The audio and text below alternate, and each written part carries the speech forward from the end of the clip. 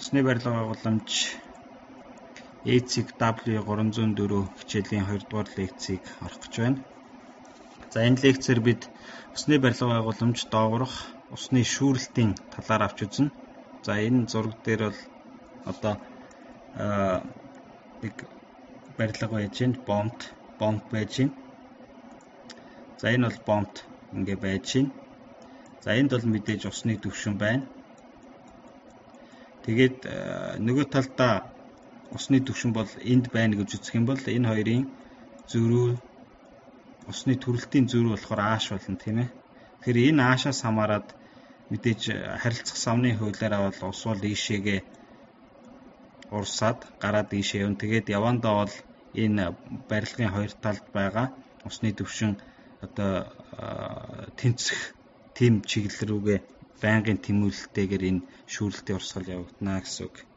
Тэгэхээр шүүрэлт гэж юу юм бэ гэж. Шүүрэлт гэдэг бол хөрс чулуулгын ан цав дотор урсж байгаа усны урсгалыг хэлэх нэ. Шүүрэлт гэж нэрлэх нь. Тэгэхээр өөр шүүрэлт байж болно л да. Жишээ нь заавал усны урсгал байх албагүй. Жишээ нь газрын тос байж болно тийм ээ. Янз бүрийн шингэн байж болно. Жишээ нь бетон болон барилгын материалын сүрхэг хэсгээр урсах ус ч гэсэн шүүрэлтэнд тооцогдно гэсэн үг. Тэгэхээр жишээ нь дээд айлаас ус алдаад таазаар ороод ирж байгаа ус бол шүүрэлт үсээд орж ирж байгаа ус гэсэн үг шүү дээ. За шүүрэлтийн шалтгаан яг юунаас болж шүүрэлт бий болдго юм бэ?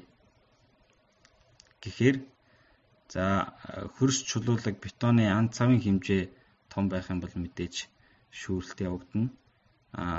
Усны молекулаас тэр ан цав буюу нөхцөний хэмжээ нь усны молекулаас бага хэмжээтэй байх юм бол мэдээж шүүрэлт явагдахгүй.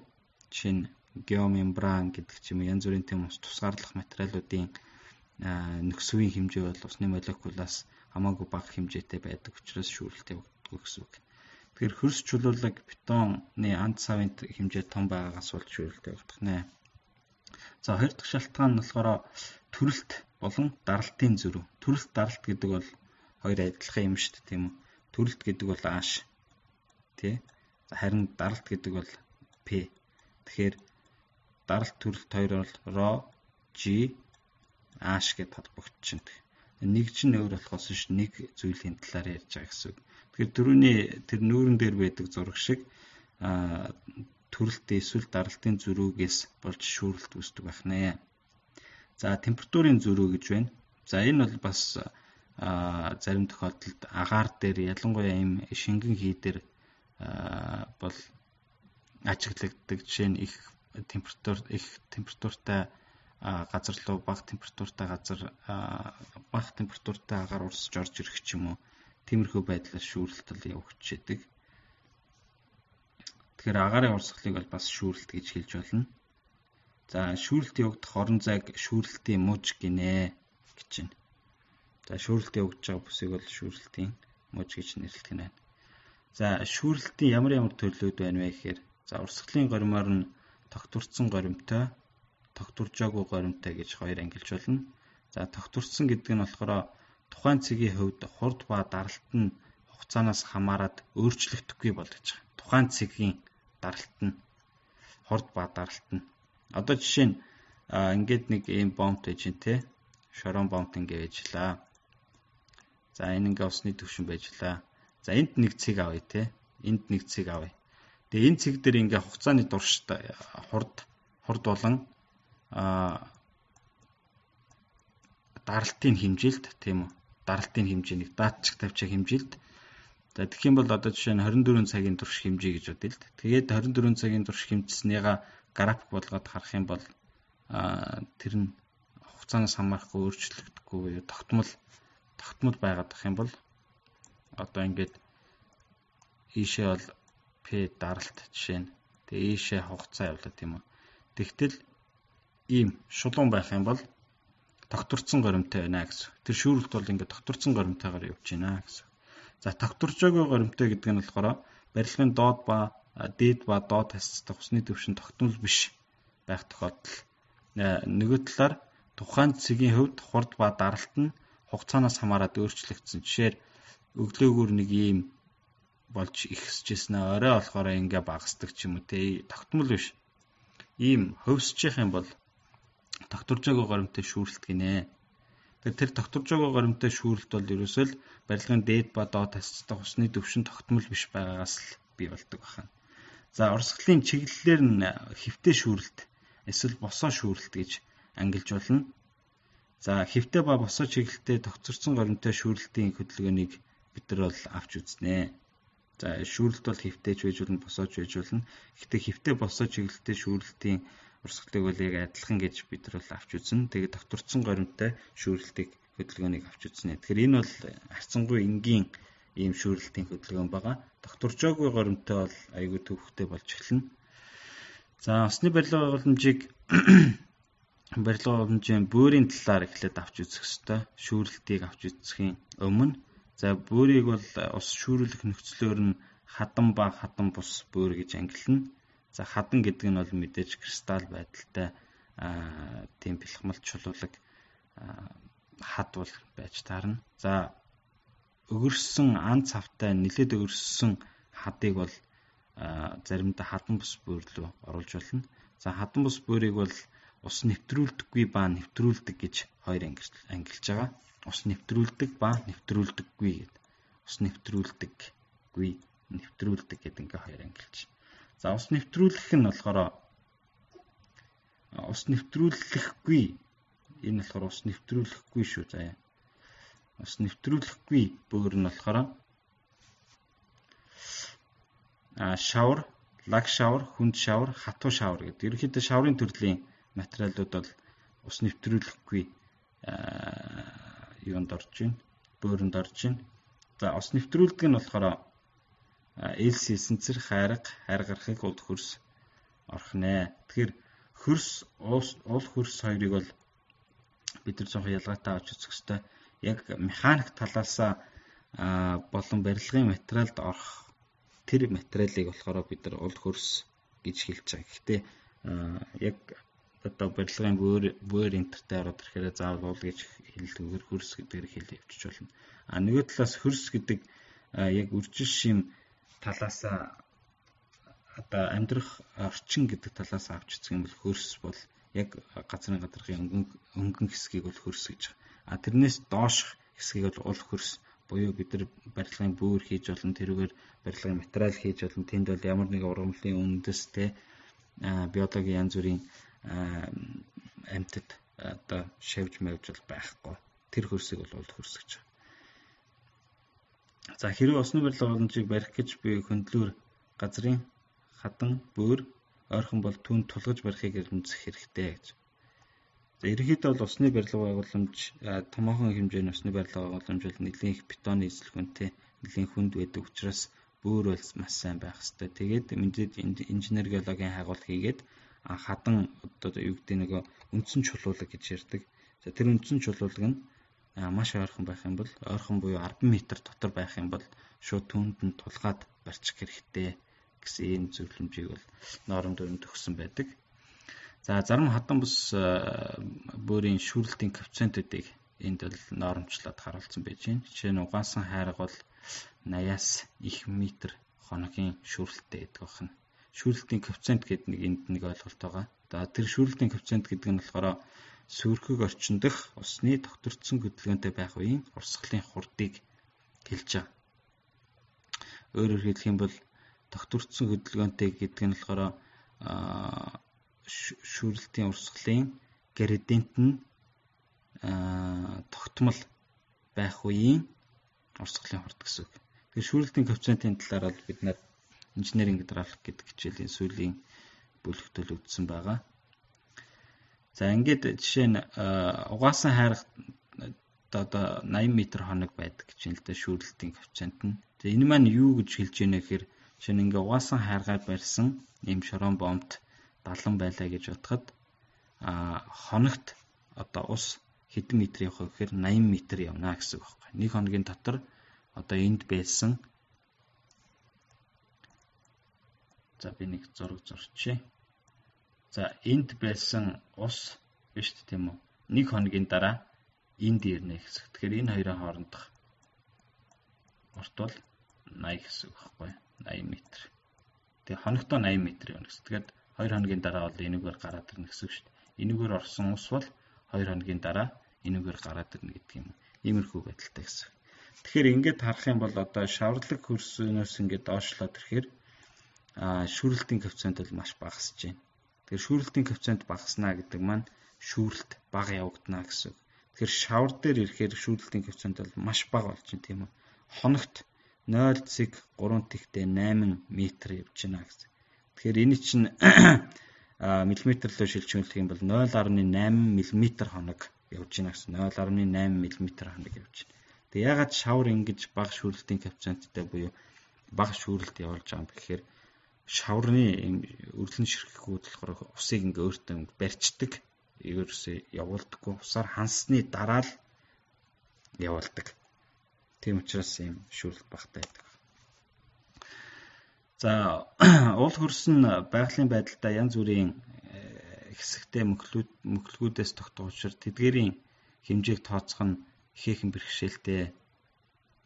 За энэ бол ойлгомжтой. Жишээ нэг хурц ингээд шороо авахд бол тэнд бол янз бүрийн ширхэгтэй ийм чулуу, тэгэл шавар, элс, хайрга янз бүрийн юмнууд бол байж байна. За ийм төрсний мөхлгүүдийг ойролцоо хэмжээгээр нь бүлэглэж түүнийг жингийн эзлэх хуваарьаар нь уул хөрсийг ангилнаа гэж. За ингэж ангилахыг ширхэгдлэгийн бүрэлдэхүүн гэж байгаа. Тэгэхээр жишээ нь нэг ийм график байдаг л та.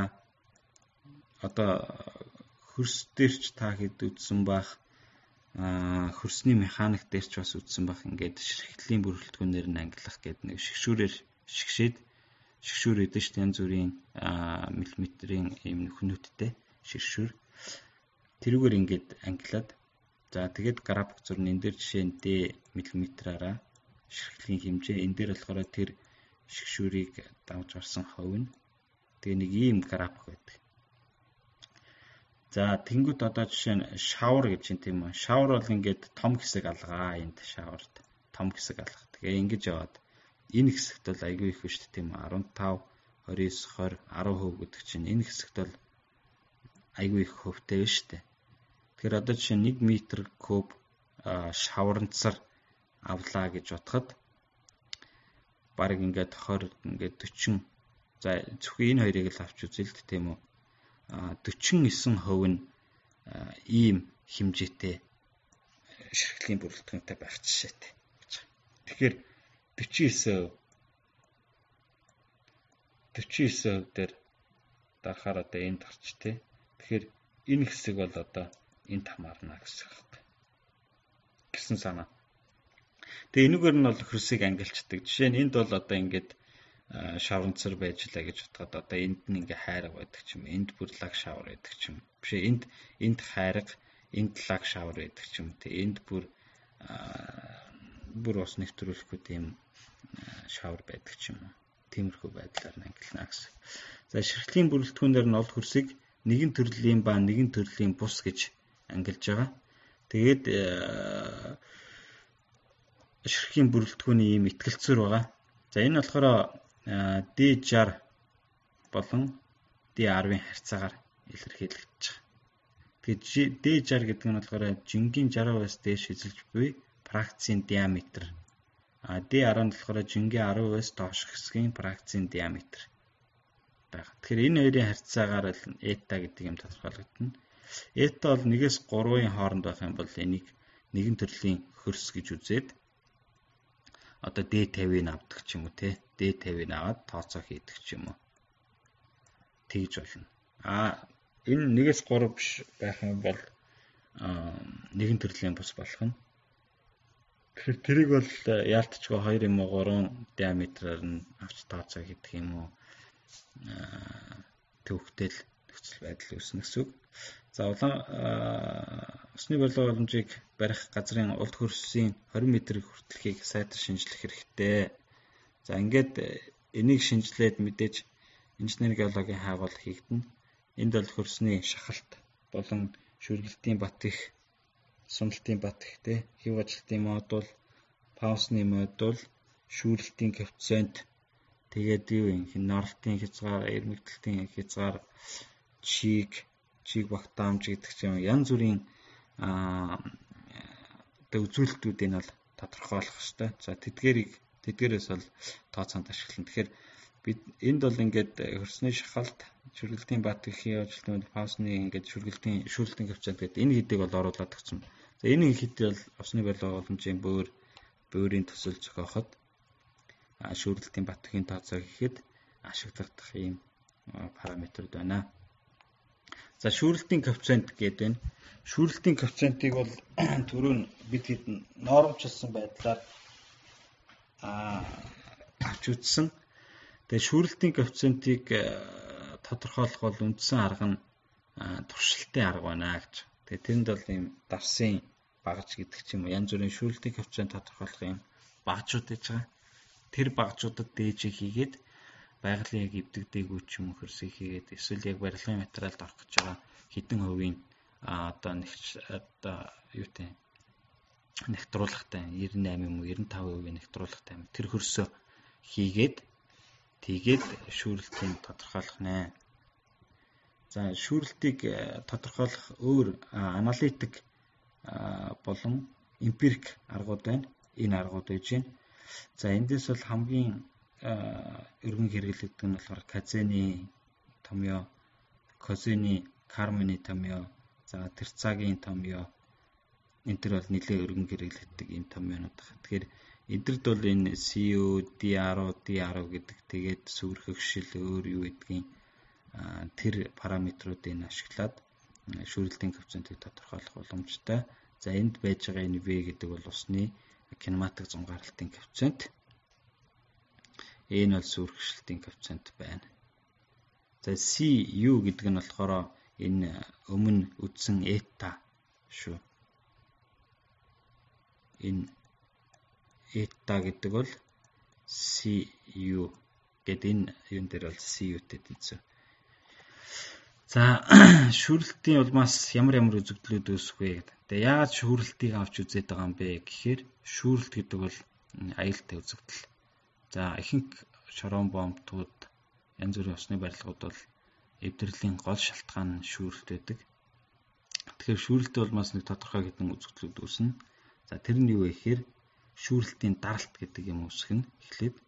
За энэ бол барилга доогуур болон барилгын дэрэгдүүр явж байгаа шүүрэлт нь барилгадаа даралт үзүүлдэг. За ялангуяа барилгын доогуур шүүрж байгаа шүүрэлт бол барилгыг бол дээш нь ингээд хөвүүлхийг ирмэлцэж үйлчилж идэг. Тэгэхээр шүүрэлтийн сөрөг даралтын хүчийг бол төсөл тооцоонд, докторийн тооцоонд бол зайлшгүй авч үзэх хэрэгтэй. Тэр нь их байх юм бол барилга хөвөх, шилжих, онхолдох тиймэрхүү үзэгдэлд орно гэсэн үг. За дараагийнх нь бол хөрс сэргэж гэж үзэгдэл байна. За энийг бол piping буюу суппоз гэж нэрлэдэг. За энэ болохоор шүүрэлтийн даралтын улмаас хөрсний жижиг хэсгүүд шүүрэлтийн усаар эхлээд зөөгдөөд тэгээд тэнд бол нөгөө зөөгцсөн орон зайд нь хоосон орон зай үсээд тэгээд суулт үүсэх ч юм уу сэргэжилт үүсэх гэх мэт тиймэрхүү үзэгдлүүд үүсдэг. Эхлээд бол мэдээж маш жижиг хэсгүүд нь төвөгдөн, дараа нь том хэсэг нь төвөгдөн. Ингэсээр байгаад тэнд бол маш том орон зай үсээд тэгээ барилга дээрээс ачаалаад тэгэх юм бол суулт өгж эхэлдэг баг. Тэгээд зарим хэсэгтээ бөглөрөөд тэнд ихээхэн хэмжээний даралт үүсэх гэж юм. Иймэрхүү нөхцөл байдлууд явагддаг. Тэгэхээр хөрс сэргэж гэдэг үзэгдэл бол нэлээд урт хугацааны үзэгдэл. Гэхдээ энэ бол зарим тохиолдолд нэг хоногийн дотор барилга агуулмжийг нураах тийм боломжтой ийм үзэгдлүүд байна. За угаах үзэгдэл. Угаах буюу одоо хөвлөх гэж хэлэх юм да. Хөвлөх үзэгдэл гэдэг. За энэ болохоор шүүрэлт бол мэдээж хааны газраар гарч ирнэ. Гарч ирэхдээ бол одоо хөрсний маш жижиг хэсгүүдийг ингээд хөвлөд гарч ирдэг. Тэр хөвлөх байдал нь болохоор мэдээд доороосоо сөрөг даралт үйлчилж байгаа. Тэгээд гарч байгаа шүүрэлтийн улмаас гарч байгаа усны хэмжээ бол мэдээж өндөр хурдтай гарч байгаа. Тэгтээ нөгөө ингээ хөрсөж ингээд угаагаад сэтлээд эмтлээд явсаар байгаад ингээд угаалт үүсэх юм нөхцлүүд үүсдэг. Тэгэхээр ийм гурван аюултай үзэгдэл бий болдог. Энэ гурван аюултай үзэгдлийг тооцоонд л зайлшгүй авч үзсэн байх ёстой. За хөрс сэргийгч болон угаагдах үзэгдлүүд нь шүүрэлтийн усны төрөлтийн градиент зөвшөөрөгдөх хэмжээнээс хитрэх үед ажиглагдана гэдгийг бол олон эрдэмтэд судлаад гаргаад ирсэн байна. Тэгэхээр зөвшөөрөгдөх градиент, төрөлтийн градиент гэдгийн цаана юу явж байна гэхээр шүүрэлтийн усны зөвшөөрөгдөх хурд явж байгаа. Тэгэхээр тэр хурд зөвшөөрөгдөх хэмжээндээ байх юм бол хөрсний ямар ч жижиг хэсгүүд туugдаж угаагдах нөхцөл бүрэлдэхгүй гэсэн. Тэгэхээр зөвшөөрөгдөх шүүрэлтийн градиентийг жишээ нь хөрсүүдийг ерөнхийдөө 3 байдлаар элсэн хөрсөн дээр бол элсэн, шоронцор, шавар гэсэн ийм 3 байдлаар ангилаад үзэх юм бол бөөрөн дээр штэ. Бөөр барилгын доор байж байгаа бөөрөн дээр гэсэн. Шавар дээр бол 0.1.2 байх жишээтэй. За элсэн дээр бол 0.3-аас 0.4-ийн хооронд байх жишээтэй. Тэгэхээр төрөлтийн градиент гэж юу хэлээд байгаа юм бэ гэхээр одоо энэ зураг дээр харж байна. За 2 огтлол авч үзэн тийм ээ. Энэ 1 гэсэн огтлол, энэ болохоор 2 гэсэн огтлол авч үзэж байгаа. Тэгэхээр энэ 1 гэсэн огтлолд төрөлт ааш 1 байлаа. 2 гэсэн огтлолд ааш 2 байлаа гэж үзье. Тэгэхээр энэ төрөлтийн зөрүү тэгээд хоорондох зайд нь харьцуулсныг төрөлтийн градиент гэж. Тэгэхээр өөрөөр хэлэх юм бол дифференциал байдлаар үзэх юм бол DH бол DL-д харьцуулсан харьцаа гэсэн үг байхгүй. Градиент гэдэг бол энийг л хэлдэг, өөрчлөлтийг хэлдэг. Тэгэхээр шавар дээр бол нэлээд их байж болохоор тийм төрөлтийн градиент их байж болохоор зөвшөөр нэлээд их байхад яахчгүй гэсэн. За элсэн дээр бол нэлээд бага байх шаардлагатай болчиход. За ийм байна. Тэгэхээр энэ нөхцөл бол биелж явах хэвээр. I критерий гэдэг нь болохоор нөгөө зөвшөөрөгдөх хэмжээ. I T гэдэг нь болохоор J гэх юм. JT гэдэг нь болохоор тооцоо төрөлтийн градиент гэх үсэг. Тэгэхээр тооцоо гэж байгаа инженер бол энэ GT-г олно. GT-г олоод I критерийг энэ норм дүрмээс буюу энэ лавлах хүснэгтээс аваад харьцуулаад үзээд за энэ нөхцөл биелж явах юм бол за бөөрөнд бол ямар нэгэн хөрс сэргийгч болон угаагдах үзэгдлүүд бол үүсэхгүй гэдгийг батлана гэсэн үг. За бид нар бол Дарсын хуулийг ашиглана. Дарсын хууль гэдэг бол энэ байж байна. V тэнцүү, V гэдэг нь шүүрэлтийн усны хурд. За K гурждаг нь J буюу J чинь болохоор градиент, төрөлтийн градиент гэж байна. Тэгэхээр энд бол хөрсний шүүрэлтийн коэффициент мэдгэж чинь. Тэгээд бид нар төрөлтийн градиентээ олгоход урсгалын хурд бол гараад ирнэ гэсэн үг. За урсгалын хурд гараад ирнэ гэдэг чинь бид нар хөндлөн огтлын талбайгаар үржиж зарцуулгыг олж болно. Тэгэхээр зарцуулга олчно гэдэг чинь тухайн барилгын доогуур юм уу дундуур ямар хэмжээтэй ус урсан өнгөрч байна вэ гэдгийг тодорхойлох боломжтой. За энийгээ буцаагаад усан санд ч юм уу те дээр нь одоо төрөлт үүсгэж байгаа тэр юунд тооцоонд аваад үүсэж болно. Урс тохируулгын тооцоонд оруулаад явчих болно гэсэн. За энэ дээр бол шүүрэлтийн зөвшөөрөгдөх градиентийн утгуудыг жоохон өргөтгсөн байдлаар өгч байгаа. Төрөний хүснэгт бол яг нэлээд юу хэмтэй ерөнхий байдлаар өгчихсөн байна. Тэгэхээр энд бол элемент 2 янзаар яатсан байгаа. Хэвтэ элементэд тэгээд гаралтын хэсэгт гээд ингээд өгчихсөн байгаа. Тэгэхээр энэ төрөлтийн градиентуудаас бага байх юм бол тооцоо төрөлтийн градиент маань бага байх юм бол хөрс сэргийгч болон хөвөх үзэгдлүүд үүсэхгүй гэсэн. За төрөлтийн градиентийг жишээ нь барилга дээр энэ зураг дээр бол тайлбарлаж үзүүлье. За ингээд хоёр талдаа усны төвшин байж байна. Энд бол мэдээж шүүрэлт явах гэж байгаа.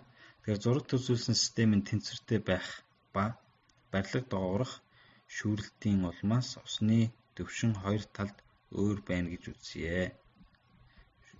За хэрв А-цэг дээрх даралтуудыг бичүүл гэж. За А-цэг дээрх даралт гэдэг энд нэг А-цэг гээд даралт цэг авч үзэж байна. Тэгэхээр баруун талаас бол за ингэж чигтгэн байна. Та гэдэг өөрөөсөө энийг шалгаж үзээрэй. Зүүн талаас ингэж чигтгэн байна. За тэгэхээр зүүн талаас гэдгийг тайлбарлая л. Зүүн талаас гэдэг нь болохоор энэ цэг дээр дарах даралт ингэж тодорхойлогдсон тийм үү. Тэгэхээр мэдээж эхлээд HV гэдэг гүнтэй ус байж байгаа тийм үү. Тэгэхээр HV-г ROV-гээр үржихэр чинь даралт нь гараад ирнэ. Одоо энэ дээрх даралт гарч ирнэ гэсэн үг шүү дээ тийм үү. Энэ дээрх даралт. Тэгээд доор нь ийм хавтан байж гин гамма S гэсэн ийм эцэлхүүн жинтэй хавтан байж гин. Тэгэхээр энэнийх болохоор L-ээр нь үржээд зузаанаар нь үржээд энд даралт нь гарч ирж байгаа. Нэгж байдлаар явчихна гэсэн үг шүү дээ. За нөгөө талаас энийг бол та хэд өөрөөсөө шалгаарай заа. Зөв байна уу, буруу байна уу гэдгийг өөрөөсөө тэгээ шалгаад ойлгохыг бодоорой. Тэгэхээр тэнцвэрт байна, энэ систем тэнцвэрт байна гэсэн учраас мэдээж энэ хоёр талын даралт бол тэнцэх ёстой. Паскалийн хувьлаараа. Тийм. За тэгэнгүүт эндээс юу мэддэггүй байна вэ гэхээр за энэ H гэдэг зүйл бол мэддэхгүй байгаа. Энэ хоёр төрөлтийн зөрүү мэддэхгүй байгаа. Тэгэхээр энийг бол нэг талд нь ялгаад нөгөө талд нь энэ мэдгэж байгаа зүйлүүдээ ялгаад тэгээд H энд бол L-ийг ялгаад авчиж болохоор байна тийм ээ. L-ийг ялгаад авчин. Тэгээ H-ийн харьцааг буюу төрөлтийн градиентийг олох юм бол иймэрхүү байдлаар илэрхийлэгдэж байна. Төрөлтийн градиентийг олох юм бол. Тэгэхээр энэ томьёоноос доод тасцад бөөрийн хөрсний бат бүхийг хангах хавтангийн зөвшөөрөгдөх цуцааныг ингэж тодорхойлж болно гэж. Өөрөөр хэлбэл ийм байж болно гэсэн үг. Өөрөөр хэлэх юм бол энэ хавтан байна тийм үү? Эндээс ингээд мэдээж ингээд шүүрэлтийн ус ирж байгаа. Тэгэхээр энэ бол ингээд нэг даралт үүсэнд ингээд дэшээ сөрөг даралт шүүрэлтийн сөрөг даралт гэдэг юм чи энд үүснэ. Тэгэхээр энэ даралт чинь нөгөө энэ хавтангийн чинь дээш нь хөвлөхийг ирмэлцэж байгаа. Тэгэхээр энэ хавтангийн өөрийн жим бол мэдээж доктортой байлгахыг ирмэлцсэн. Тэгэхээр тэр доктортой байлгахыг ирмэлцэж байгаа хамгийн одоо тохиромжтой жинг өөрөөр хэлбэл жинг бас зузаанаар нь илэрхийлж болно. Зузаанаар нь илэрхийлэх юм бол ийм байх хэрэгтэй. Тэгэхээр энд одоо төрөлтийн зөрүү мэдэгдээд тухайн хавтангийн эзэлхүүнжийн жишээ нь бетон хавтан бол бетоны эзэлхүүнжийн мэдгэж юм бол зөвшөөрөгдөх зузааны тэр хавтангийн зузааныг бол ингэж олж болох нэ гэсэн ийм санаа. За шүүрэлтийн бат бүхийн тооцооны талаар авч үзье. Шүүрэлтийн улмаас үүсэх үр дагавраас бөөрийн хөрсний бат бүхийг хамгаалахын тулд шүүрэлтийн бат бүхийн тооцоо хийж хамгаалах арга хэмжээг сонгоно. За тооцоогоор шүүрэлтийн усны үйлчлэлээр бөөрөнд сэрэгжилт үүсгэсгийг шалгана. За сэрэгжилт гэдэг бол нэг хөрс дотоод угаагдал гэсэн үг шүү. Тэрийг бол хамгийн нарийн огтлолоор шүүрэлтийн бүст байгаа хамгийн нарийн огтлолоор авч үзнэ. За шүүрэлтийн ус доод хасцаар гарч ирэхдээ бөөрийн хөрсний жижиг хэсгүүдийг хүүлэх хэсгийг нь шалгана. За энийг бол гаралтын хэсэгт шалгана. За ус цохилгын болон хамгаалтын хэсгийн зузааныг тодорхойлох шүүрэлтийн замыг хурцгах тооцоо хийнэ гэсэн. За иймэрхүү тооцоонууд гэх юм. Тэгэхээр шүүрэлтийн бат бүхийн тооцоо гэдэг одоо маань юу вэ гэхээр мэдээж барилга доогоор шүүрэлт явагддаг. За тэр шүүрэлт нь зөвшөөрөгдөх хэмжээндээ байгаа эсхийг эсвэл зөвшөөрөгдөх хэмжээнд нь аваачхад авах арга хэмжээнүүдийг төлөвлөж өгөхийг л одоо шүүрэлтийн бат бүхийн тооцоо гэж хэлж байгаа. Шүүрэлтийн улмаас барилга байгууламжийн янз бүрийн тогтвор алдагдахгүй гэдгийг л баталж харуулах. Одоо тийм байлгах тооцоонуудыг хийхийг хэлж байгаа. За тооцоонд бөөрийн хөрсийг нийтэд нь шүүрэлтийн мөчөөр авч үзээд за онцлог газрууд болох өөр төрлийн хөрсний уулзвар бөөр барилгын холбоос шүүрэлтийн усны дээш гарах хэсгийг тусгаалan авч үзнэ гэж.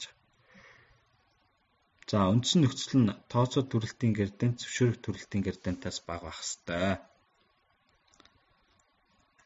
За тооцоод нь зөвшөөрөгдөх төрөлтийн градиентаас бага байх ёстой. Энэ л нөхцөлөөр баримтлана гэсэн.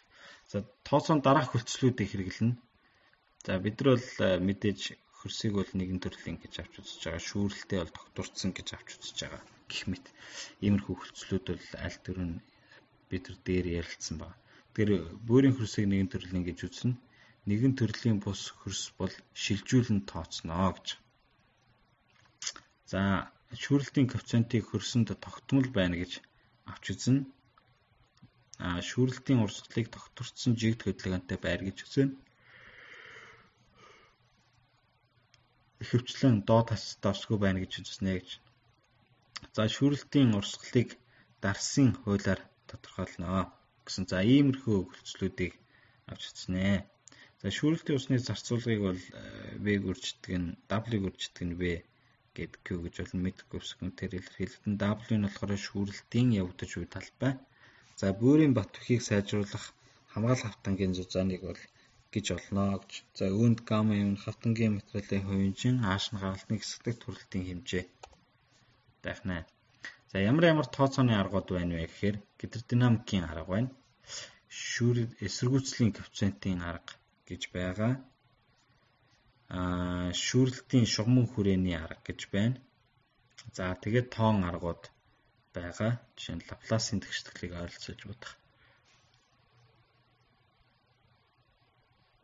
Ийм тоон аргууд байна. За эхлээд гидродинамикийн аргыг үзье.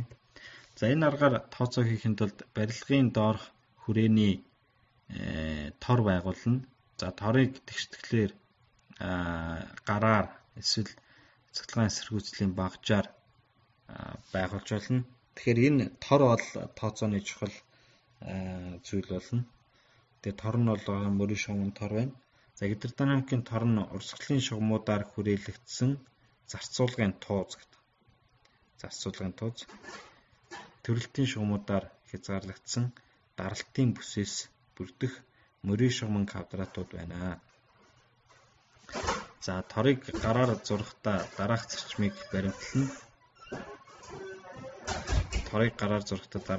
баримтлана. За эхний урсгалын шугам нь барилгын суурийн доод хэсгийн хүрээ байх ёстой. За ус тулах давхрыг сүүлчийн урсгалын шугам байна гэж үзнэ. Торыг байгуулахдаа баримтлах зарчмуудыг ярьж байна. За ус тулах давхраг хэд гүнд байрлуул сүүлчийн урсгалын шугамыг 2-оос 2.5 LB гэсэн хагас тойргаар авна гэж. За LB нь болохоор барилгын газрын доорх хүрээний анхны урт байна гэж. Ямар нэгэн эсэргүүцэх одоо юу гэдэг шүүрэлтийн замыг уртсгах тийм арга хэмжээ төлөвлөөгүй үеийн урт гэсэн үг. За дараа нь болохоор хамгаалах хавтангийн хамгийн доод талын цэгээс ус тулах давхраг хүртэлх зайг 3-5 хуваа. За олон хуваах тусмаа наривчлалтай болно. За бомтын дээд хасцдах ёроол нь анхны төрөлтийн шугам болно гэж. За бомтын доод хасцдах ёроол нь сүүлчийн төрөлтийн шугам. Хэрвээ доод хасцдаа устай бол тэр усны түвшин нь сүүлчийн төрөлтийн шугам болно гэсэн. За урсгалын шугамуудыг эхлээд татна. Урсгалын шугам гэж байна, төрөлтийн шугам гэж байна. За энэ шингэн явах замууд болно гэж байгаа. За тэгээд зарцуулгын тууцны хувьд мөрийн шугамын квадратууд байхаар төрөлтийн шугамуудыг аль болох урсгалын шугамтай тэгшүнцэд үүсгэж байх огтлохоор зурна гэж байна. Тэгэхээр жишээ нь энд ингээ урсгалын шугам ингээ мөрийн байдлаар явж хахад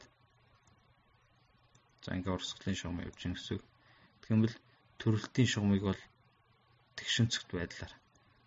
За энд бол ингээ тэгшүнцэгт, энд тэгшүнцэг үүсгэхээр, энд тэгшүнцэг үүсгэхээр иймэрхүү байдлаар зурна гэсэн. Тэгэхээр энэ дөрвөлжинг аваад үзэх юм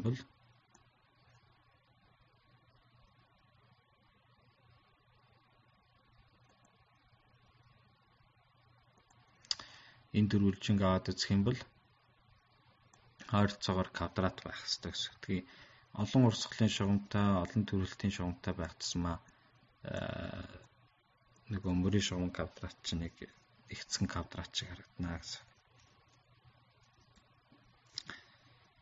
За ингээд иймэрхүү зарчмуудыг баримтлаад тороо байгуулчихна. За жишээ нь энэ дээр бол харагдаж байна. За цэнхэр нь бол урсгалын шугам гэдэг явж байна. За энд бол ингээд 1 2 3 4 хатсан байна.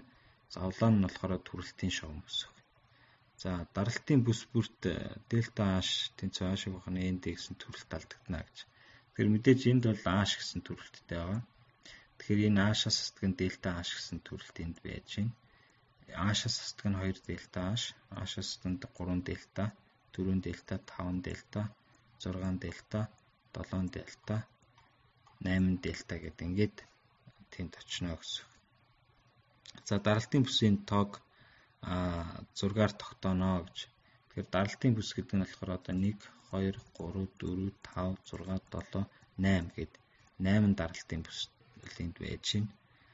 За даралтын цэг дэх шүүрэлтийн хусны хууль нь дарсын хуулиар илэрхийлэгдэнэ. За төрөлтийн градиентийг бол ингэж тодорхойлно. За энд бол дельта L нь болохоор даралтын бүсийн урт болно. Жишээ нь одоо л энэ зураг дээр бол яг энэ торыг бол авч үзэж байна. Тэгэхээр энэ торд бол дельта L гэдэг нь бол энд байж байна. Дельта H гэдэг нь болохоор мэдээж энд H1 гэдэг байгаа бол энд H2 гэдэг байгаа. Тэгэхээр H2-оос дельта H гэдэг нь болохоор H1-ээс хасдаг нь H2. За энэ зургаар илэрхийлэгдэн. За 1 м өргөнөөр өнгөрөх зарцуулгыг бол хувийн зарцуулга гэнэ. За хөндлөө хөтлөлийн талбайг хурдаар нь үржээд хувийн зарцуулга гарна. За энийг дарсын хуулиар илэрхийлэх юм бол WKG болно.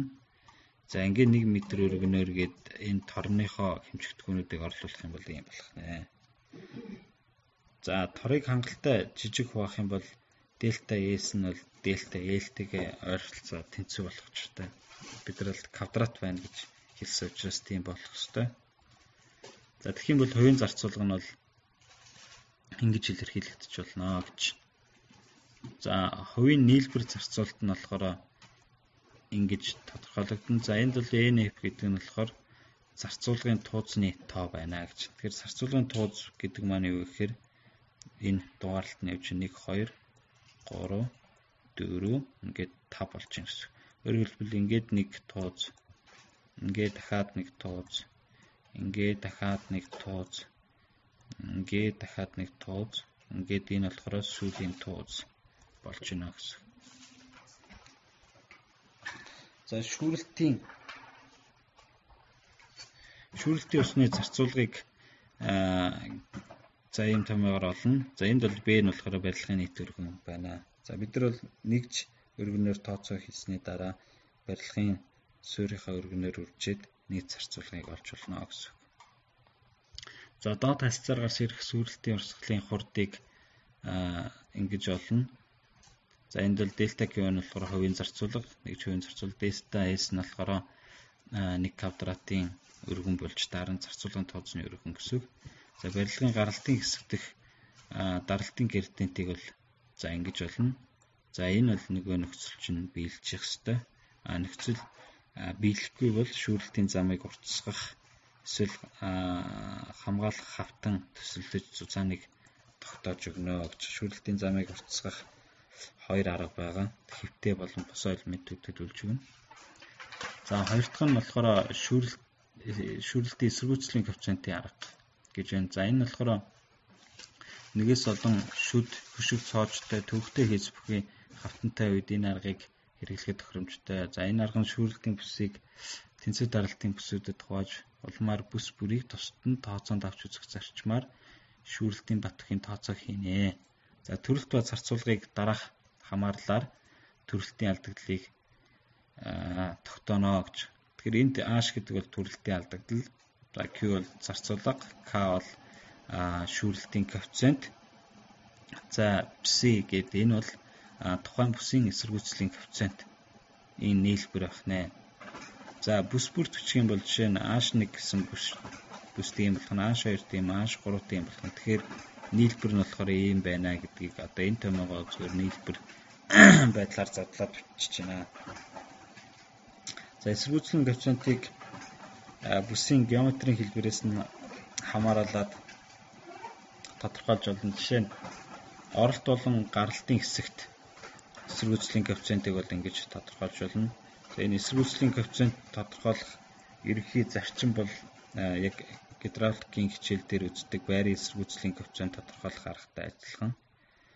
Тэгэл оролт гаралтыг бол иймэрхүү байдлаар тодорхойлж болно. Жишээ нь энд болохоор S нь бол хавтан болон хөшгөшүүдний зузаан. За T нь бол энэ зурагт үзүүлсэн зузаанууд байна. За цоож хөшгөтэй бол за энэ аргачлалаар тодорхойлж болно. Цоож хөшгөтэй энэ зурагт харуулсан.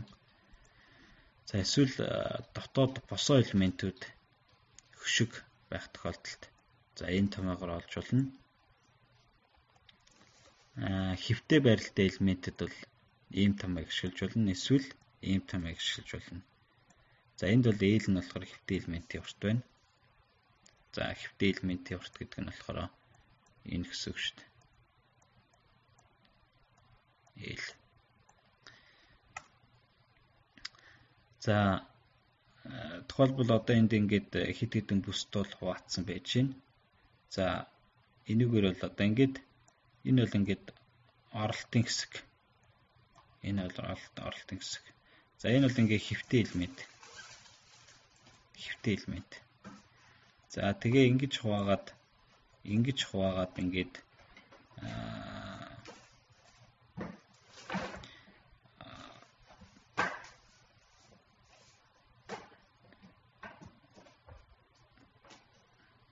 за энэ доор нь харалцсан биш үү?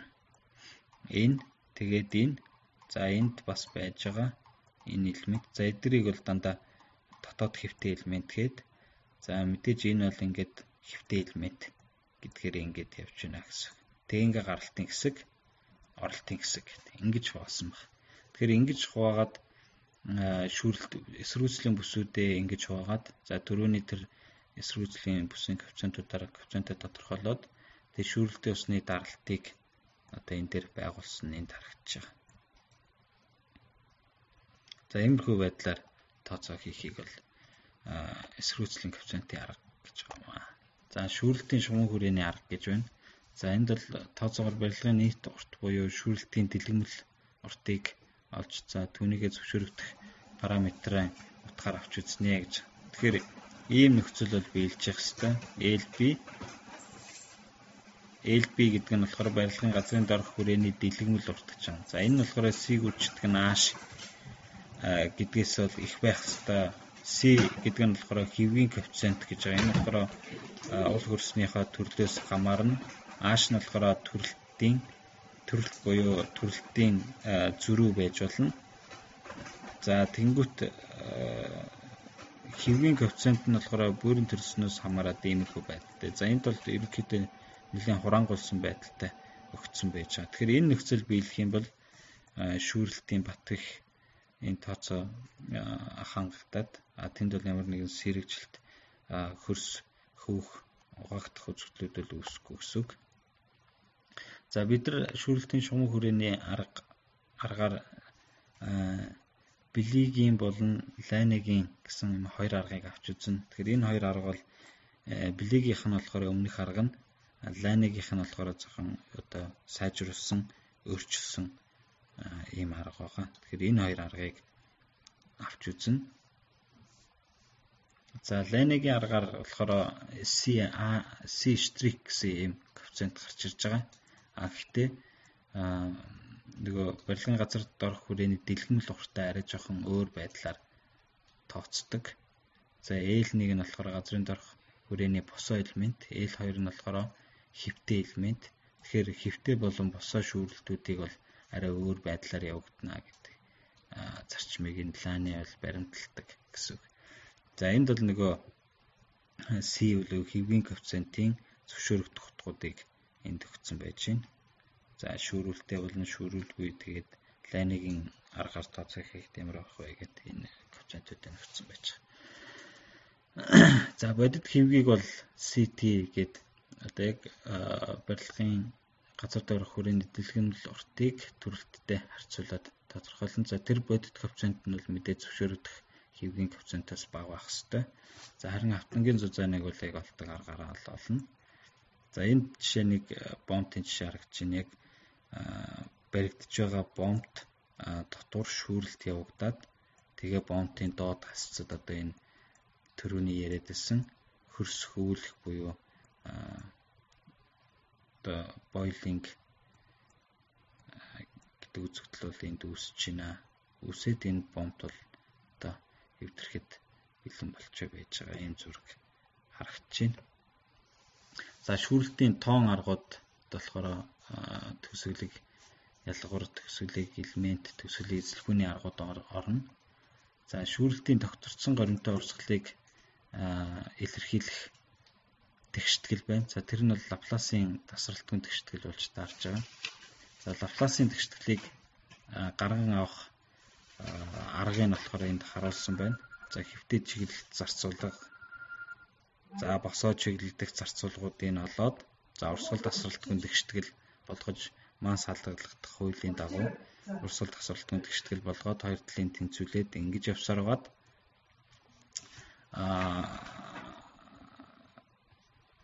тэгээ ийм тэгштгэл гаргаж ирж байгаа урсгал тасралтгүй хурднаас хамаарсан тэгштгэл. Өөрөөр хэлбэл энэ тэгштгэл болохоор хурдны хэвтэй градиент, энэ хурдны хэвтэй градиент хурдны босоо градиентийн өөрчлөлтүүдийн нийлбэр нь 0 байна гэдгийг зааж тогтмол байна. Тэгээд дарсын хуулийг аваад үзэх юм бол хурдны дифференциал нь ийм болно. Одоо хоёр зэрэгтэй болно гэсэн үг. Тэгээд үүнийг нөгөө тэгшгэлтэй урсгал тасралтгүй тэгшгэлтэй орлуулах юм бол Лапласын тэгштгэл гарч ирж байгаа. Тэгэхээр энэ Лапласын тэгштгэлийн юуг нөгөөд одоо анхны болон хязгаарын нөхцлүүдийн нөгөөд тэгээд орон зайдаа тухайлаад тэгээ бодох юм бол бид нар шүүрэлтийн урсгалын хурдны потенциалыг бол гаргаж авах боломжтой. За тэрнээс хамаарат төрөлтийн градиентийг олоод, за тэрийг зөвшөөрөх градиенттэй харьцуулаад тэр 1.2-оос их байх юм бол шүүрэлтийн бат бэх хангагдана гэсэн. За ийм аргачлаар шүүрэлтийн тооцоонууд хийдэг байна. За энд 3 асуултанд хариулах ёстой. За эхнийх нь болохоор шүүрэлт яагаад үүсдэг вэ гэдэг талаар.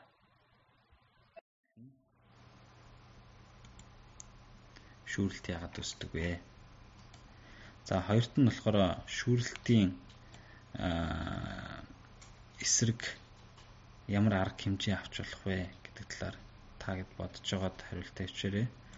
За гуравт нь нэг 3 арга үзсэн те шүүрэлтийн тооцоо хийх 3 арга үзсэн. За тэрний хамгийн сүүлийн арга болох шүүрэлтийн шугам хүрээний аргын талаар ойлгосноо бичгэнэ. За ийм 3 асуултанд хариулж бичээрэй.